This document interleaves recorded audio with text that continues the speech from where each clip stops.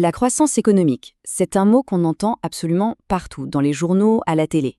Mais au fond, qu'est-ce que ça veut dire, d'où ça vient? C'est ce qu'on va décortiquer ensemble parce que c'est un chapitre vraiment essentiel pour comprendre le monde qui nous entoure et bien sûr pour le bac. Alors, la question centrale, c'est celle-ci. Comment est-ce qu'une économie s'enrichit? Quels sont les ingrédients de cette fameuse recette de la croissance? Et est-ce qu'il y a des effets secondaires? Allez, c'est parti, on plonge dedans.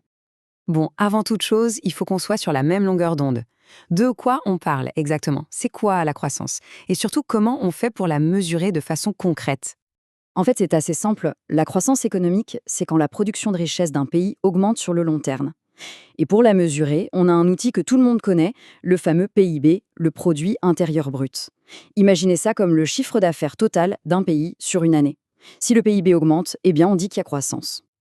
Ok, maintenant qu'on a la définition, passons à la cuisine.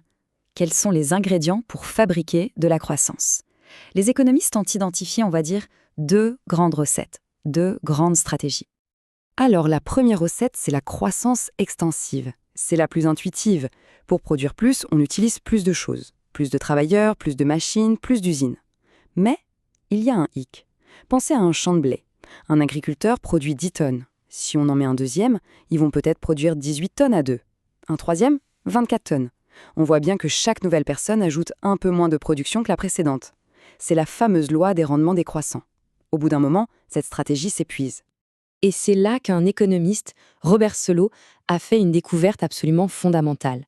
En analysant la croissance américaine, il s'est rendu compte que cette accumulation de travail et de capital n'expliquait qu'un petit quart, à peine 25%, de la croissance totale.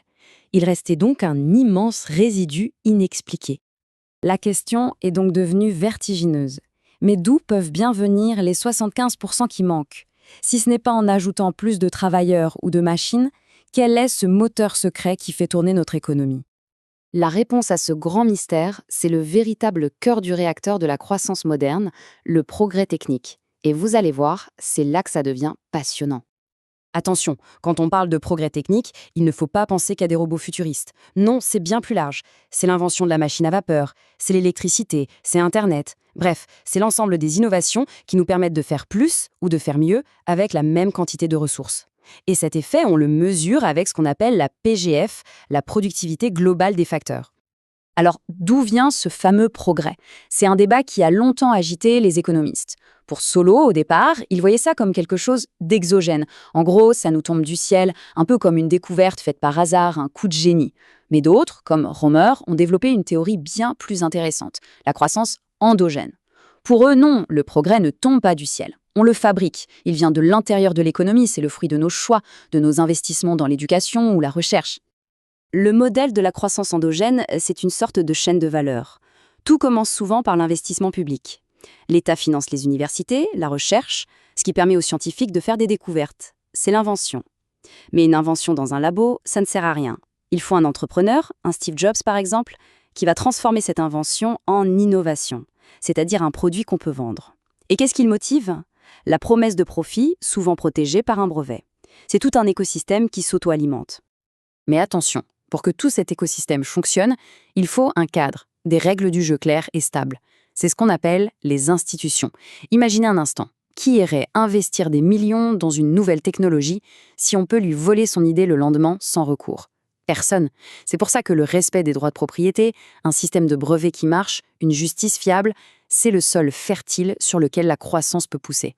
Bon, ce moteur de la croissance, il est puissant, c'est certain. Mais il a aussi son côté sombre. Le progrès technique n'est pas une force tranquille. Il bouscule, il détruit et il peut creuser des écarts profonds dans la société. Il y a un économiste, Joseph Schumpeter, qui a trouvé une expression absolument parfaite pour décrire ça, la destruction créatrice. Pour lui, l'innovation est une tempête perpétuelle qui vient constamment balayer les vieilles manières de produire pour les remplacer par de nouvelles.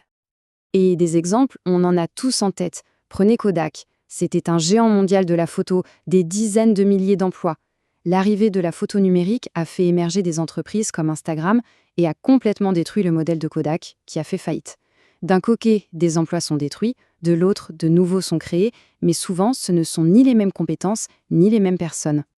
Et ça a un effet très particulier sur la structure des emplois, qu'on appelle la polarisation. C'est l'image du sablier. Au milieu du sablier, vous avez les emplois à compétences intermédiaires, souvent répétitifs, comme les tâches de secrétariat. Eux, ils sont de plus en plus remplacés par les machines. Du coup, ça se vide au milieu. Et la demande se concentre aux deux extrêmes. En haut, les emplois très qualifiés, les ingénieurs, qui conçoivent la technologie. Et en bas, les emplois de service, comme les serveurs ou les aides à domicile, que la technologie ne peut pas encore remplacer. Et bien sûr, ce processus alimente les inégalités de revenus. D'un côté, les entrepreneurs qui réussissent, les Jeff Bezos, les Elon Musk, accumulent des fortunes colossales grâce à leurs innovations. De l'autre, les emplois bien payés qui y sont liés se concentrent dans quelques endroits du monde, comme la Silicon Valley, ce qui fait exploser les prix de l'immobilier là-bas et creuse l'écart avec le reste des territoires. Tout cela nous amène au plus grand défi de notre temps. La question ultime. Est-ce qu'une croissance infinie est vraiment possible sur une planète aux ressources, elle, bien finies? Alors, cette prise de conscience, elle n'est pas nouvelle. Déjà dans les années 70, des rapports alertaient sur un double problème. D'une part, on puise dans notre capital naturel comme s'il était inépuisable. On vide les océans, on rase les forêts. D'autre part, notre modèle de production génère ce qu'on appelle des externalités négatives, la plus connue étant la pollution et les émissions de CO2. C'est un coût bien réel, mais que personne ne paie directement.